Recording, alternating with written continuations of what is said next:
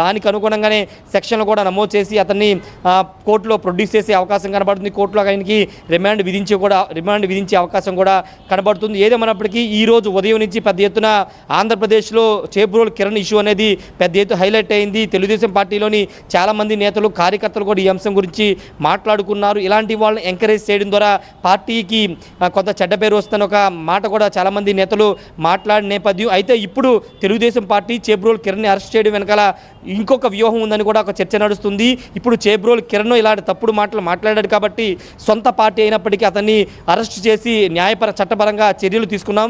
ఇలాంటి మాటలు కానీ ఇలాంటి వ్యాఖ్యలు కానీ ఇంకా ఏ పార్టీలైనా బీజేపీ కానీ జనసేన కానీ వైసీపీ కానీ ఏ పార్టీలో మాట్లాడినా వారికి ఎలాంటి శిక్షే పడుతుందని ఒక ఇండికేషన్ ఇవ్వడానికి తెలుగుదేశం పార్టీ ప్రయత్నిస్తుంది. దానిలో భాగంగానే చేబ్రోలు కిరణ్ అరెస్ట్ చేశారని కూడా ఒక చర్చ నడుస్తుంది. ఏదేమైనప్పటికీ అంటే సమాజం సిగ్గుపడేలాగా రాజకీయాల్లో ఉన్నటువంటి పార్టీలో ఉన్నటువంటి అందరూ సిగ్గుపడేలాగా కిరణ్ వ్యాఖ్యలు చేశారు కాబట్టి ఖచ్చితంగా తెలుగుదేశం పార్టీ కానీ కూటమి ప్రభుత్వం కానీ స్పందించింది, వెంటనే అరెస్ట్ చేయించింది.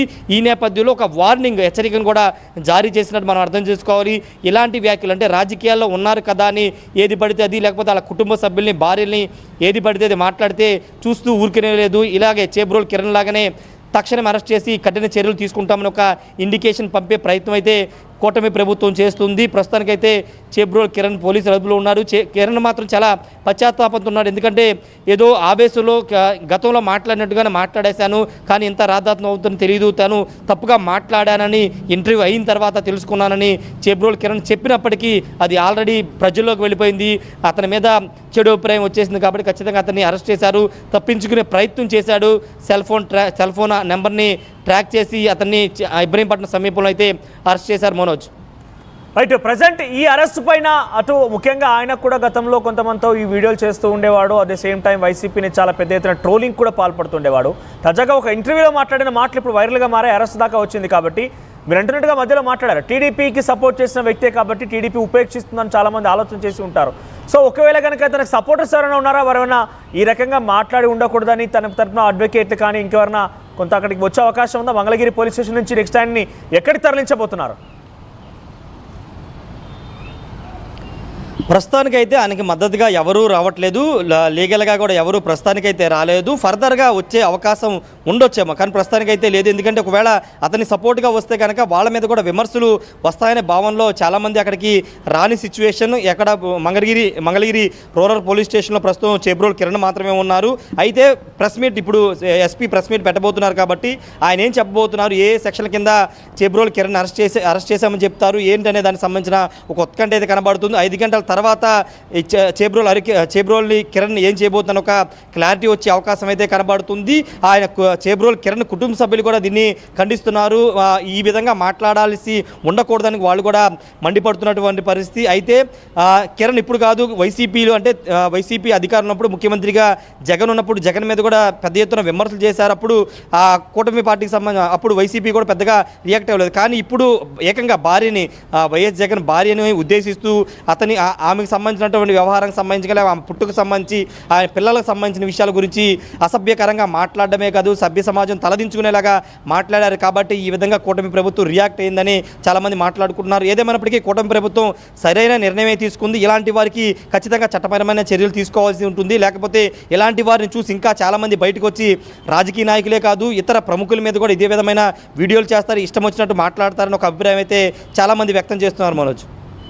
రైట్ రాజేష్.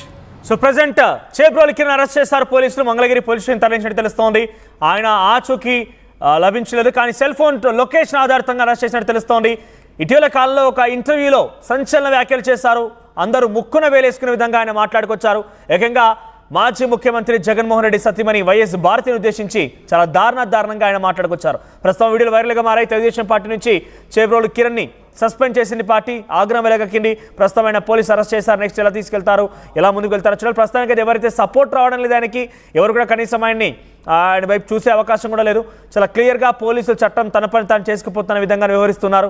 సో ఒకసారి చేబ్రోలు కిరణ్ ముందుగానే సారీ చెప్పారు. వైఎస్ భారతి గారికి నేను క్షమాపణ కోరుతున్నానని చెప్పారు, మాట్లాడుకొచ్చారు. ఒకసారి ఆయన ఏం మాట్లాడారో చూద్దాం, ఏ రకంగా క్షమాపణ చెప్పారో చూసే ప్రయత్నం చేద్దాం.